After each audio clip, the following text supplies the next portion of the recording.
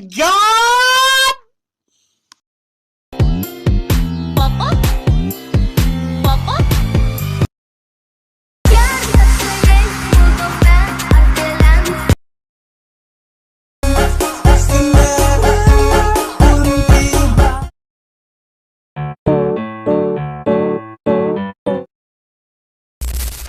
Indonesia, negeri kaya raya yang pernah lama hidup dalam belenggu penjajahan. Tapi dari ketertindasan lahirlah semangat juang. Inilah kisah perjuangan awal bangsa Indonesia. Sejarah pergerakan nasional. Latar belakang. Pada awal abad ke-20, rakyat Indonesia hidup dalam penjajahan panjang oleh Belanda. Namun, masuknya pendidikan barat membuat lahir kaum terpelajar yang mulai berpikir kritis. Mereka menyadari bahwa persatuan adalah kunci untuk meraih kemerdekaan. Maka, lahirlah berbagai organisasi modern yang menjadi awal kebangkitan nasional. Budi Utomo, 1908.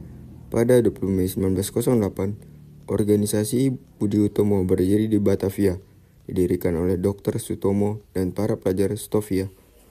Organisasi ini fokus pada peningkatan pendidikan dan budaya, terutama bagi suku Jawa. Meskipun bersifat kedaerahan, Budi Utomo menjadi simbol lahirnya pergerakan nasional Indonesia. Sarekat Islam 1912. Sarekat Islam berdiri tahun 1912. Awalnya merupakan perkumpulan pedagang batik, namun berkembang menjadi organisasi rakyat yang besar. Di bawah pimpinan Haji Umar Said Cokroaminoto, Sarekat Islam memperjuangkan hak-hak ekonomi rakyat dan menyebarkan semangat persatuan umat Islam di Indonesia. Indis Partij 1912.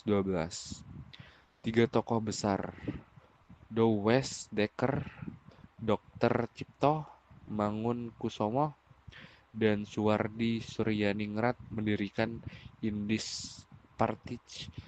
Inilah partai pertama yang secara tegas menyuarakan kemerdekaan. Mereka menyerukan persatuan seluruh penduduk Hindia Belanda tanpa membedakan ras atau agama. Meski akhirnya dibungkam oleh Belanda, semangatnya terus hidup. Partai Nasional Indonesia 1927. Pada tahun 1927, Insinyur Soekarno mendirikan Partai Nasional Indonesia. PNI mendorong perjuangan kemerdekaan penuh melalui jalur politik non-kooperatif tanpa kekerasan. Dengan semangat nasionalisme, partai ini memperluas pengaruh perjuangan di seluruh Nusantara. Sumpah Pemuda 1928. Tahun 1928, para pemuda dari berbagai daerah berkumpul di Jakarta dalam Kongres Pemuda II. Dari pertemuan itu lahirlah Sumpah Pemuda, satu tanah air, satu bangsa, satu bahasa, Indonesia. Inilah tonggak penting lahirnya identitas nasional yang melampaui suku dan daerah. Dampak pergerakan nasional. Organisasi-organisasi ini menumbuhkan rasa cinta tanah air dan nasionalisme di seluruh Indonesia. Perjuangan mereka menyatukan rakyat dalam satu tujuan, merdeka dari penjajahan.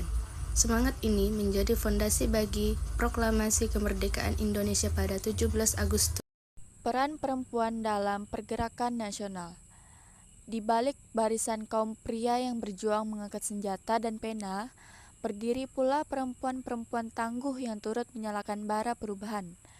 R.A. Kartini adalah simbol perjuangan hak-hak perempuan, memperjuangkan akses pendidikan di tengah kungkungan adat dan sistem kolonial. Dewi Sartika mendirikan sekolah-sekolah bagi perempuan Sunda, membuktikan bahwa kaum wanita memiliki hak dan potensi untuk maju. Rohana Kudus pun tak kalah hebat. Ia menjadi jurnalis perempuan pertama di Indonesia dan membangun kesadaran kaum perempuan Minangkabau melalui tulisan-tulisannya. Organisasi perempuan seperti Putri Merdeka bukan hanya memperjuangkan emansipasi, tetapi juga menanamkan semangat kebangsaan di dada kaum ibu bangsa. Perempuan Indonesia bukan hanya pelengkap perjuangan, mereka adalah pelaku sejarah yang membawa perubahan. Politik etis dan munculnya kaum terpelajar. Pada awal abad ke-20, Belanda menerapkan kebijakan politik etis yang bertujuan memperbaiki nasib pribumi. Meski awalnya bersifat politis dan terbatas, kebijakan ini membuka peluang baru dalam pendidikan bagi rakyat Indonesia. Sekolah-sekolah seperti Stovia, ELS, dan HBS menjadi tempat lahirnya generasi baru, kaum terpelajar Indonesia. Mereka tidak hanya pintar secara akademis, tetapi juga memiliki kesadaran kebangsaan. Dengan pena dan pikiran, mereka mulai menggugat ketidakadilan dan merumuskan gagasan-gagasan kemerdekaan. Dari sinilah lahir tokoh-tokoh seperti Sutomo, Ki Hajar Dewantara, dan Muhammad Hatta. Mereka menjadi jembatan antara dunia kolonial dan cita-cita Indonesia merdeka. Peran pers dan media. Di tengah tekanan kolonial yang ketat, surat kabar dan majalah tumbuh sebagai wadah untuk menyuarakan ketidakadilan. Medan Prijaji yang dipelopori oleh Tirto Adi Soerjo menjadi pelopor jurnalisme pribumi yang menyuarakan penderitaan rakyat dan menumbuhkan kesadaran kolektif. Media massa membentuk opini, memicu diskusi, dan menjadi ajang konsolidasi antar pejuang dari berbagai penjuru. Melalui artikel, puisi, dan berita, semangat nasionalisme menyebar ke seluruh pelosok negeri. Pers bukan sekedar alat informasi, ia adalah senjata perjuangan. Organisasi Pemuda Kedaerahan.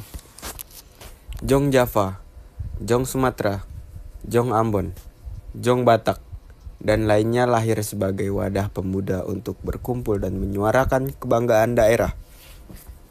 Namun, dari pertemuan antar organisasi ini, tumbuh kesadaran baru bahwa meski berbeda suku dan asal, mereka memiliki satu nasib dan satu cita-cita. Kemerdekaan Indonesia. Kesadaran ini meletup dalam Kongres Pemuda II tahun 1928 yang melahirkan Sumpah Pemuda.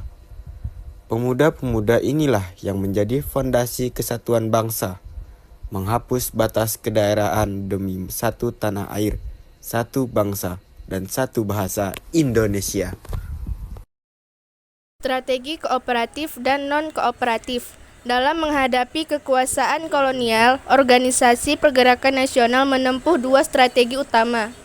Kelompok kooperatif, seperti Budi Utomo dan Parindra, memilih jalan damai dan bekerja sama dengan pemerintah kolonial dengan harapan dapat memperbaiki nasib rakyat melalui jalur resmi. Sebaliknya, kelompok non-kooperatif seperti Sarekat Islam Merah dan Partai Nasional Indonesia PNI menolak kompromi dan menuntut kemerdekaan penuh tanpa negosiasi. Meski berbeda pendekatan, keduanya punya tujuan sama, Indonesia merdeka. Strategi ini menunjukkan bahwa perjuangan bisa datang dari banyak arah, dan keberagaman strategi justru memperkuat fondasi perjuangan nasional. Masa pendudukan Jepang dan organisasi semi militer. Tahun 1942, penjajah berganti rupa. Belanda pergi, Jepang datang. Awalnya, rakyat menyambut Jepang sebagai saudara tua. Namun, kenyataannya tak jauh berbeda. Penindasan tetap terjadi, bahkan lebih keras. Meski begitu, masa pendudukan Jepang membuka ruang baru bagi rakyat Indonesia. Organisasi-organisasi seperti Putra, Jawa Hokokai, dan Peta dibentuk untuk mendukung Jepang. Tapi di balik itu, pemuda-pemuda Indonesia belajar tentang organisasi, politik, dan militer. Peta atau Pembela Tanah Air menjadi wadah pelatihan militer bagi ribuan pemuda yang kelak akan menjadi perwira tentara nasional Indonesia. Pengalaman selama pendudukan Jepang menjadi bekal penting untuk merebut kemerdekaan setelah 1945. Kesimpulan materi Pergerakan Nasional Indonesia. Pergerakan Nasional Indonesia merupakan hasil dari perjuangan panjang dan beragam strategi yang melibatkan berbagai elemen masyarakat, perempuan, kaum terpelajar, pers, organisasi pemuda, hingga kelompok semi militer, semuanya memainkan peran penting dalam membentuk kesadaran kebangsaan dan memperjuangkan kemerdekaan. politik etis membuka akses pendidikan yang melahirkan kaum intelektual, sementara pers menjadi alat penyebar semangat nasionalisme. Organisasi kedaerahan bertransformasi menjadi kekuatan persatuan lewat Sumpah Pemuda. Strategi perjuangan, baik kooperatif maupun non-kooperatif, menunjukkan variasi pendekatan menuju tujuan yang sama, Indonesia merdeka. Masa pendudukan Jepang, meski penuh penderitaan, juga menjadi ajang pembelajaran politik dan militer yang berguna di masa kemerdekaan. Sejarah ini bukan sekedar masa lalu, tetapi warisan yang harus dijaga dan dijadikan inspirasi untuk membangun bangsa yang lebih baik dengan semangat persatuan, keberanian, dan cinta tanah air. Pergerakan kebangsaan menuju kemerdekaan. Pergerakan kebangsaan Indonesia menuju kemerdekaan merupakan proses panjang yang berlangsung sejak awal abad ke-20 hingga proklamasi kemerdekaan pada 17 Agustus 1945. Perjuangan bangsa Indonesia mengalami perubahan strategi dari perlawanan bersenjata ke pergerakan nasional yang lebih terorganisir melalui organisasi sosial politik. Perubahan ini dipengaruhi oleh berbagai faktor, termasuk pendidikan, kesadaran nasional, serta pengaruh dari luar negeri. Beberapa faktor utama yang mendorong munculnya pergerakan nasional antara lain: pengaruh pendidikan barat. Kaum terpelajar mulai memahami konsep nasionalisme dan hak asasi manusia. Ketidakpuasan terhadap kebijakan kolonial, sistem tanam paksa, diskriminasi, dan eksploitasi ekonomi menimbulkan perlawanan. Inspirasi dari gerakan nasional di negara lain, kebangkitan nasionalisme di India, Turki, dan Filipina menjadi inspirasi bagi Indonesia. Perubahan sosial dan ekonomi, munculnya kelas menengah pribumi akibat perkembangan ekonomi dan pendidikan. Sejumlah organisasi yang berperan dalam pergerakan nasional Indonesia meliputi Budi Utomo 1908, didirikan oleh Dr. Sutomo dan mahasiswa Stovia, fokus pada pendidikan dan peningkatan kesejahteraan rakyat, bukan politik, menjadi awal dari gerakan nasional di Indonesia. Sarekat Islam 1911, didirikan oleh Haji Saman Hudi, kemudian dipimpin oleh HOS Tejokro Aminoto, bertujuan untuk memperjuangkan ekonomi pribumi dari dominasi pedagang asing, mengembangkan perjuangan politik dengan semangat Islam dan nasionalisme. Indische Partij 1912, didirikan oleh Douwes Dekker, Cipto Mangunkusumo, dan Suwardi Suryaningrat. Organisasi pertama yang secara terbuka menyuarakan kemerdekaan Indonesia, dibubarkan oleh pemerintah kolonial karena dianggap terlalu radikal. Perhimpunan Indonesia 1925, organisasi mahasiswa Indonesia di Belanda yang sebelumnya bernama Indische Vereniging, memiliki visi kemerdekaan dan menyebarluaskan gagasan nasionalisme di kalangan pelajar. Tokoh penting, Muhammad Hatta dan Sultan Syahrir. Partai Nasional Indonesia 1927, didirikan oleh Iren Soekarno, berorientasi pada kemerdekaan Indonesia melalui cara non-kooperatif terhadap pemerintah kolonial, membawa semangat nasionalisme yang kuat dan menjadi inspirasi bagi organisasi lainnya. Pada masa pendudukan Jepang 1942 sampai 1945, pergerakan nasional mengalami dinamika baru. Jepang membentuk organisasi seperti Putra, Pusat Tenaga Rakyat, dan BPUPKI, Badan Penyelidik Usaha-Usaha Persiapan Kemerdekaan Indonesia. Tokoh nasionalis menggunakan wadah ini untuk memperjuangkan kepentingan bangsa dan mempersiapkan kemerdekaan. Sebagian kelompok memilih bergerak secara rahasia untuk melawan Jepang dan mempersiapkan kemerdekaan. Kelompok Sukarni mendorong aksi revolusioner dalam mencapai kemerdekaan. Kelompok Achmad Subarjo memanfaatkan jalur diplomasi untuk memperjuangkan kemerdekaan. Kelompok Sultan Syahrir membangun jaringan perlawanan dan mendesak proklamasi tanpa pengaruh Jepang. Meskipun Jepang melarang aktivitas politik, perlawanan bersenjata tetap terjadi di beberapa daerah. Perlawanan Aceh, perlawanan rakyat terhadap kebijakan Jepang yang menekan kaum ulama dan santri.